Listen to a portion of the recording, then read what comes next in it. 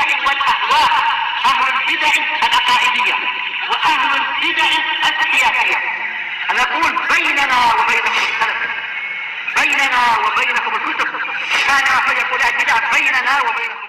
Bismillahirrahmanirrahim. Alhamdulillah. Wassalatu wassalamu ala Rasulillah wa ala alihi wa sahbihi wa man. Kita akan meneruskan pembacaan kitab Bulughul Maram yang ditulis oleh Al-Hafidz Ibnu Hajar Al-Asqalani rahimahullahu taala. Pada kesempatan ini kita akan masuk kitab yang baru di Bulughul Maram ini setelah kita menyelesaikan alhamdulillah yakni kitab Asyam, kitab tentang puasa. Pada kesempatan ini akan disebut oleh beliau kitab berikutnya Kitabul Hajj, kitab tentang haji. Yang mana nanti akan disebutkan bahwa haji adalah termasuk dari rukun-rukun Islam. Sebab dalam hadis Umar bin Khattab radhiyallahu anhu yang disebutkan oleh Imam Muslim, ini ketika malaikat Jibril datang kepada Nabi SAW di hadapan para sahabat, kemudian dia bertanya, Pak Akhbirni anil Islam, kabarkan aku tentang Islam. Kemudian disebutkan Al-Islam wa tasyhadu an la ilaha illallah wa anna Muhammadar Rasulullah wa tuqimus shalah wa tasum Ramadan, kemudian wa tu'ti zakah wa tahujjal bait. Ini untuk haji. Demikian juga hadis Abdullah bin Umar radhiyallahu anhu muttafaqun alaih, bahwa Nabi sallallahu alaihi wasallam menyebutkan buniyal Islam ala khams, dibangun Islam atas 5 perkara, syahadat, kemudian disebutkan di situ haji. Kemudian mereka menyebutkan juga para ulama bahwa haji itu secara bahasa yaitu qasd, bermaksud menuju pada suatu. Kemudian disebutkan oleh Imam San'ani di Subul Salam, beliau menyebutkan al-hajj bi fathil ha, ini haknya di fathah. Beliau mengatakan ruknun min arkanil Islam al-khamsah bil ittifaq, termasuk rukun dari rukun-rukun Islam yang 5 secara ijma', secara sepakat para ulama. Kemudian disebutkan wa awalu fardhihi sanah sit indal jumhur. Jumhur ulama mereka mengatakan bahwa wajibnya itu adalah tahun yang ke-6 Hijriah. Demikian disebutkan oleh Imam San'ani bahwa Ibnu Qayyim di buku beliau ini Zadul Ma'ad itu diwajibkan tahun yang ke-9 atau 10 dan terjadi perselisihan. Sebuah Syekh Rahimahullah Ta'ala, yakni disebutkan tahun yang ke-7 Nabi melakukan umrah qadha. Kemudian di tahun yang ke-8 Hijriah terjadi Fathu Mekah. Berhasil dikalahkan orang-orang kafir Quraisy waktu itu Mekah. Nabi SAW menyerangnya dan kemudian mereka dikalahkan. Maka Mekah sudah menjadi negerinya kaum muslimin. Dan karena itu Nabi mengatakan sallallahu alaihi wasallam, la hijrah ba'dal fath, tidak ada lagi hijrah setelah Fathu Mekah. Setelah dibukanya Mekah sudah menjadi negeri kaum muslimin, tidak ada lagi hijrah. Jadi dari Mekah ke Madinah tidak ada lagi karena sudah menjadi negerinya kaum muslimin. Maka Mekah menjadi miliknya kaum muslimin. Ya, demikian.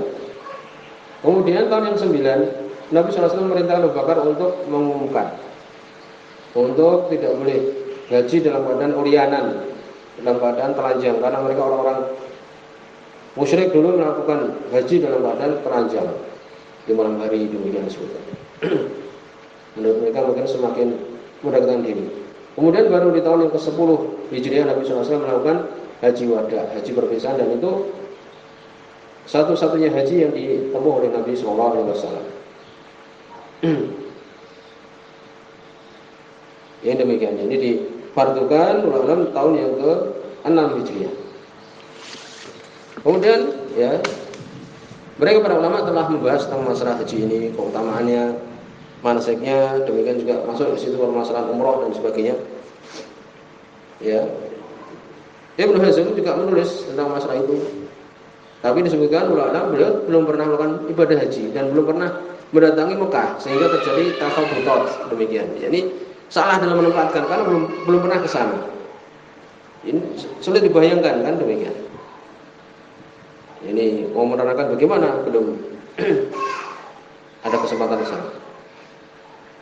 Dan kita insya Allah akan pelajarinya ini dengan apa yang kita miliki, insya Allah. Dan alhamdulillah pernah dulu melihat di sana sedikit banyak demikian. Disebutkan oleh Ibnu Hajar rahimahullah taala, Kitabul Hajj, kitab yang membahas tentang masalah haji.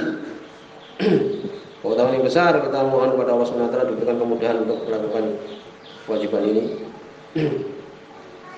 Bab fadlihi wa bayan man furidu alaih. Bab keutamaannya. Ya, keutamaan haji.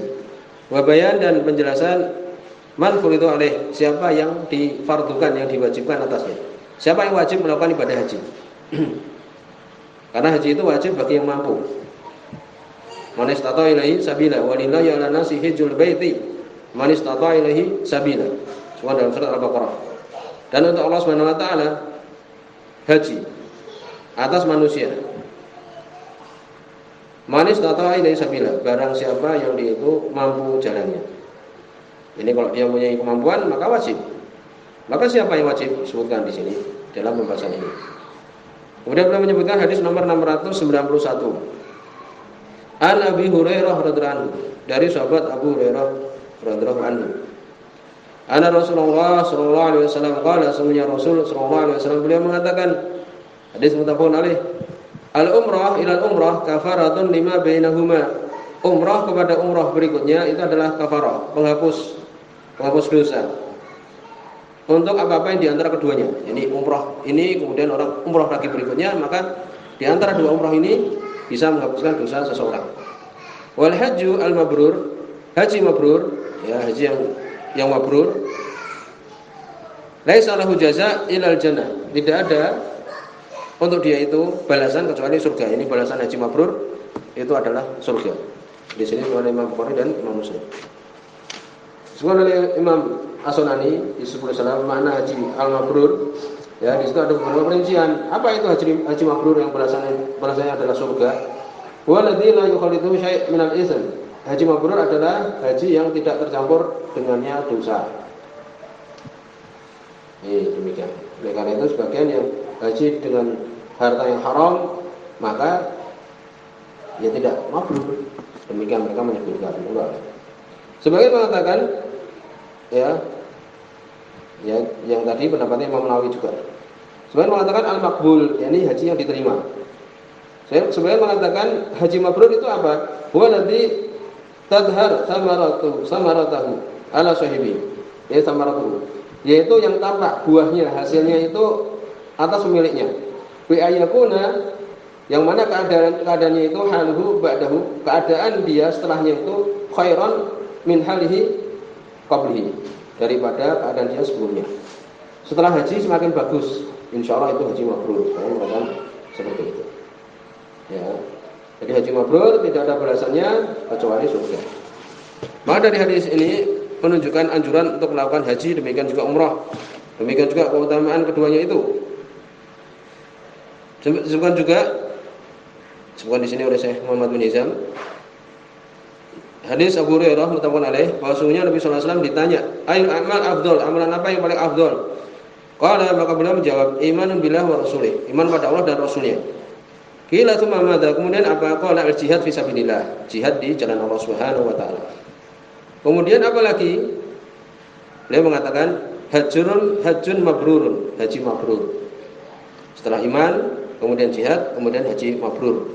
Ini amalan yang paling afdal.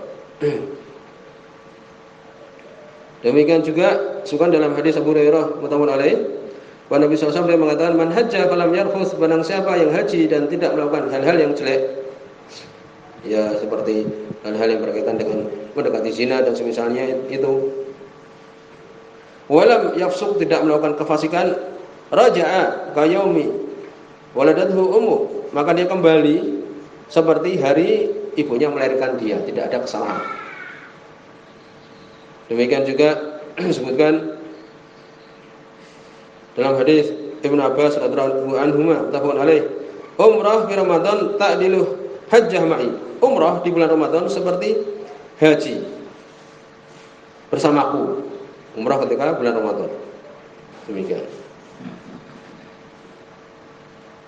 Demikian juga disebutkan tabi'u bainal haji wal umrah. Ikutilah terus, diusahakan. Yang bisa haji berikutnya, demikian umrah berikutnya.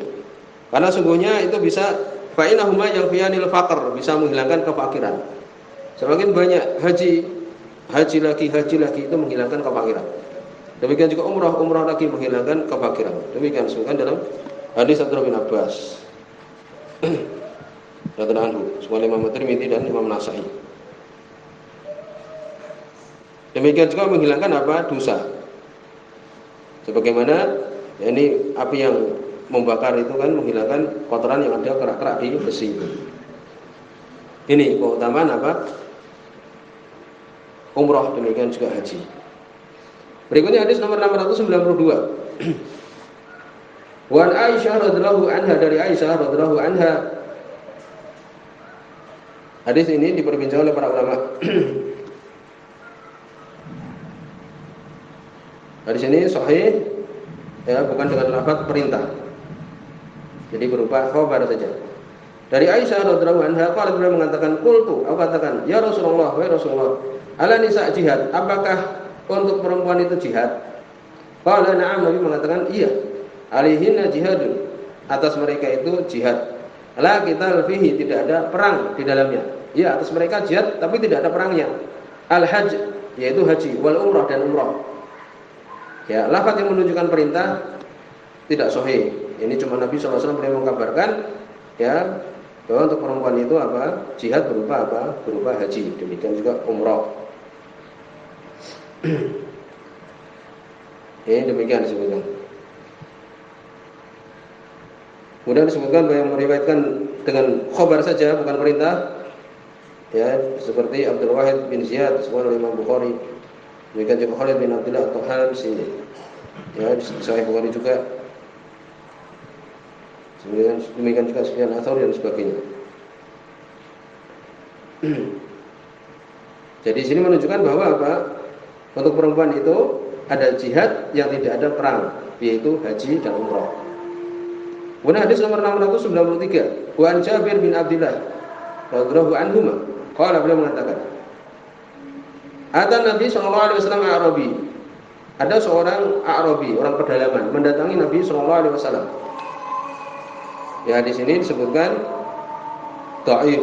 Ya, yang benar itu adalah mauquf. Kenapa dhaif? Di situ ada Hajjaj bin Arta'ah. Ya, dia lemah, demikian juga melakukan an-anah. Ya, dari dengan lafaz dari. Demikian juga Imam Baihaqi membenarkan yang demikian. Ya, demikian mauquf. Ini adalah ucapan Jabir bin Abdullah radhiyallahu anhu. Itu ada riwayat Ibnu Jurayd ya yang menguatkan bahwa itu adalah mauquf saja. Ucapan Jabir bin Abdullah radhiyallahu anhu. Ya, jadi tidak berarti menjadi suatu dalil ya, karena ucapan beliau, kemungkinan ijtihad dari beliau. Di sini dhaif. Cuma ucapan Jabir bin Abdullah, seorang sahabat radhiyallahu anhu. Adapun di sini disebutkan qala, beliau mengatakan bahwa ada seorang Arabi mendatangi Nabi sallallahu alaihi wasallam. Faqala, kemudian dia mengatakan, "Ya Rasulullah, ya Rasulullah, akhbirni anil umrah. Awajibatun hiya?" Kabarkanlah aku tentang umrah, apakah dia itu wajib? Faqala, Nabi mengatakan, "La, tidak." Kalau ini hadisnya sahih jadi dalil bahwa umrah itu tidak wajib kan demikian. Tapi hadisnya adalah dhaif, ucapan Jabir radhiyallahu anhu saja. Wa anta tamira khairun lak, dan untuk engkau umrah lebih bagus bagimu. Rawi Ahmad wa Tirmidzi, riwayat Imam Ahmad dan Imam Tirmidzi, wa rajih waqfu. Ibnu Hajar merajihkan itu adalah mauquf saja, ucapan Jabir bin Abdullah radhiyallahu anhu. Kemudian hadis nomor 694, wa akhrajahu Ibnu Adi, dikeluarkan oleh Ibnu Adi min wajhin akhar, dari sisi yang lain, dari jalan yang lain, dhaif yang lemah, an Jabir dari Jabir, marfu'an, ini sampai pada Nabi sallallahu alaihi wasallam. Ini juga dhaif karena di situ ada rawi namanya Abdurrah bin Hayah, dia dhaif. Ya, dia dhaif. Selain mengatakan setelah terbakar perpustakaannya dia menjadi lemah. Al-hajju wal umrah faridatan. Ya, sekarang menyelisih hadis tadi kan, haji dan umrah itu adalah dua yang difardukan, sama-sama wajib. Ini juga dhaif berarti. Yang tadi dhaif juga mengatakan tidak wajib. Yang ini ya mengatakan dia itu wajib. Dua-duanya dhaif. Lalu bagaimana hukum haji? Jelas bahwa itu adalah wajib bagi yang mampu. Walillahi 'alan nas hajjul baiti man istata'a ilaihi sabila. Selesai. Lalu bagaimana umrah? Bagaimana umrah? Haji sudah selesai ya, bahwa itu tidak wajib bagi yang tidak mampu. Kalau mampu dia wajib. Adapun umrah bagaimana? Terjadi perselisihan para ulama. Saya mengatakan wajib. Ya, berdalil dengan hadis yang kuat juga. Saya mobil bahkan mengatakan itu wajib juga. Sebab dalam Jami' Sahih ya beliau menyebutkan hadis ini jadi mengatakan itu adalah wajib hadis Rozin Abi Rozin Al-Ukaili. Beliau berkata kepada Nabi sallallahu alaihi wasallam, sungguhnya bapakku sudah tua, tidak mampu haji, demikian juga umrah. Maka kemudian Nabi mengatakan, haj an abika wa tamir, hajilah untuk bapakmu dan umrahlah. Ini kan jadinya adalah wajib. Yang dijawab oleh para ulama bahwa ini kan beliau menjawab jawaban. Oleh karena itu beliau mengatakan ini. Jadi bukan suatu hukum bahwa itu adalah wajib. Demikian juga disebutkan di hadis As-Sabi bin Ma'bad ya, yang semua Imam Nasai ya disebutkan ya waktu itu dia berkata kepada Umar, ini wajadtu al-hajj wal umrah maktubaini alayya. Aku mendapati haji dan umrah itu adalah wajib bagiku. Demikian. Kemudian Umar mengatakan hudita di sunnah. Nabi kok diberikan hidayah kepada sunnahnya nabimu. Tapi itu menyelisih yakni ucapan sahabat yang lain. Abdullah bin Mas'ud radhiyallahu anhu yang mengatakan itu tidak wajib. Kesimpulannya umrah adalah tidak wajib. Ini terjadi perselisihan yang keras para ulama. Kesimpulannya bahwa itu adalah istihbab, disukai saja umrah itu. Itu pendapat Syaikh Islam Ibnu Taimiyah. Ya, demikian juga Imam Malik, demikian juga yang lainnya. Sampai di sini subhanallah wa bihamdihi asyhadu an la ilaha illa anta astaghfiruka wa atubu ilaik.